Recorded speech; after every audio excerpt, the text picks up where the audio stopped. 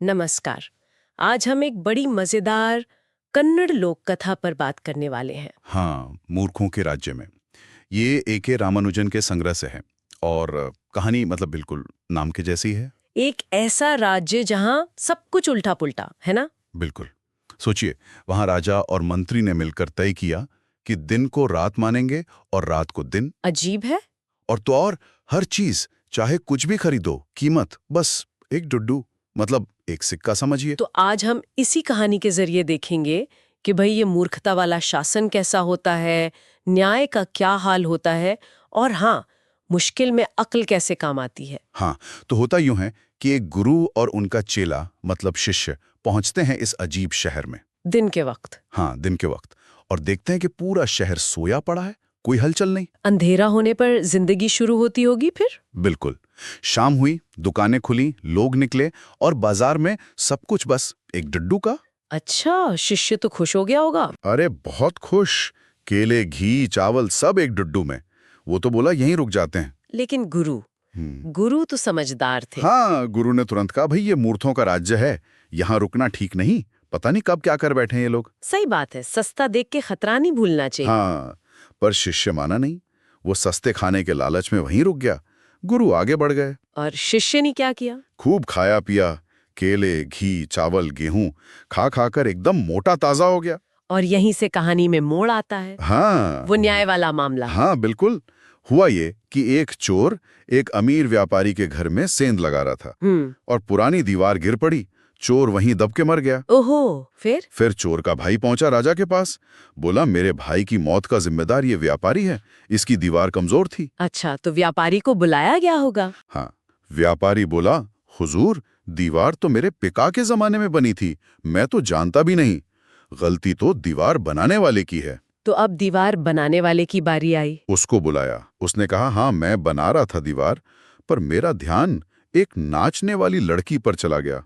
वो पायल छनकाती हुई गली से गुजर रही थी बार बार। अरे वाह, मतलब दो शब्द नाचने वाली पर। हाँ जी, नाचने वाली को बुलाया। उसने कहा, जी मेरा क्या कसूर? वो सुनार मुझे बार बार अपने घर बुला रहा था, मेरे गहने नहीं दे रहा था, तो मुझे गली से गुजरना पड़ रहा था। कमाल है, अब सुनार की पेशी हुई होगी। बिल्कुल। सुनार ने कहा, महाराज मैं गहने बना देता, पर इसी अमीर व्यापारी के पिता ने शादी के लिए गहनों का ऑर्डर दिया था। वो बहुत जल्दी में थे, तो मुझे पहले उनका काम करना पड़ा। क्या बात है, घूम फिरकर बात वापस उसी व्यापारी पर आ गई। हाँ, राजा ने कहा, न्याय का चक्र पूरा हुआ। क्योंकि इस व्यापारी को अपने पिता की दौलत मिली है, तो उनके पाप भी इसी को मिलेंगे। इसे फांसी दो। लेकिन एक और पेंच था शायद। हाँ, पेच ये कि फांसी के लिए जो नया फंदा बना था, वो व्यापारी के गले के लिए बड़ा था, वो बहुत पतला था। अब क्या? राजा का हुक्म हुआ, जाओ शहर में कोई ऐसा मोटा आदमी ढूंढो जो इस फंदे में फिट आ जाए। मतलब न्याय का कोई लेना देना नहीं, बस फंदा फिट होना चाहिए। बिल्कुल। और उनकी नजर किस पर पड़ी? मोटे हो चुके शिष्य पर। सही। उसे पकड़ लिया गया। वो बेचारा चिल्लाता रहा, मैंने क्या किया, मैं तो सन्यासी हूँ, निर्दोष हूँ। लेकिन कौन सुनता? मुसीबत में उसे गुरु की याद आई होगी। हाँ, उसने गुरु को याद किया। गुरु तो ज्ञानी थे, अपनी दिव्य दृष्टि से सब जान गए और फौरन वहां पहुंच गए। अच्छा, फिर क्या किया गुरु ने? आते ही पहले शिष्य के कान में कुछ फुसफुसाया।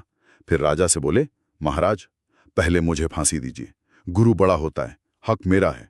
ये क्या? शिष्य भी तुरंत चिल्लाया, नहीं नहीं, पहले मुझे यहाँ पहले लाया गया था। राजा तो हैरान रह गया होगा कि ये मरने के लिए क्यों लड़ रहे हैं। बिल्कुल। तब गुरु ने राजा को किनारे ले जाकर राज बताया। क्या राज था? गुरु ने कहा, महाराज ये बहुत पवित्र फंदा है, जो इस पर पहले मरेगा वो अगले जन्म में इस देश का राजा बनेगा, और जो दूसरा मरेगा वो मंत्री बनेगा। हम अपने तपस्वी जीवन से तंग आ चुके हैं। अच्छा, गुरु ने तो उन्हीं की भाषा में बात की। हाँ, मूर्खों से निपटने का यही तरीका सोचा। राजा और मंत्री थे तो मूर्ख, पर लालची भी थे। तो उन्होंने क्या किया? सोचा, हम अपना राज्य अगले जन्म में क्यों खोएं? उन्होंने गुरु और शिष्य को चुपके से आजाद कर दिया और खुद? और रात में खुद उनका भेष धरकर फांसी पर चढ़ गए।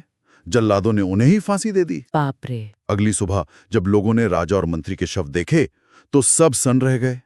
शहर में घबराहट फैल गई। फिर क्या हुआ? राज्य का क्या हुआ? लोगों ने गुरु और शिष्य को ढूंढा और उनसे राजा और मंत्री बनने की मिन्नतें की। वो मान गए? गुरु एक शर्त पर माने कि सारे पुराने वो जो मूर्खता भरे कानून थे वो बदले जाएंगे। जैसे दिन फिर से दिन होगा, रात फिर से रात, और हर चीज की कीमत एक डुड्डू नहीं बल्कि उसकी असली कीमत होगी। और लोग मान गए? हाँ, लोग मान गए और इस तरह राज्य में फिर से सब कुछ सामान्य हो गया। तो ये कहानी हमें बहुत कुछ सिखाती है। एक तो ये कि मूर्ख नेता कितने